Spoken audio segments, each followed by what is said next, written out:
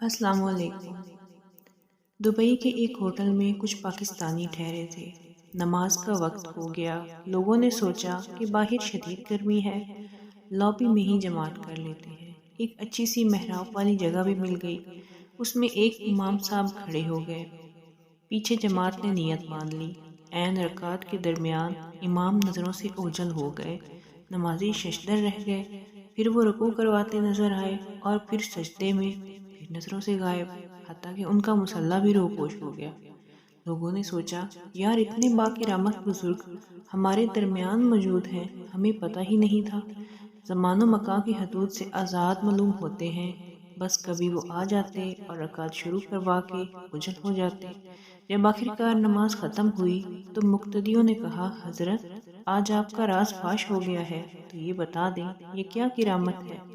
بزرگ نے فرمایا،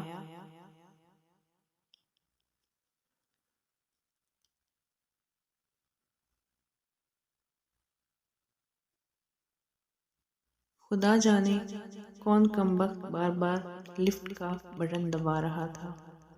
مزید اچھی ویڈیوز کے لیے ہمارے چینل کو سبسکرائب کریں۔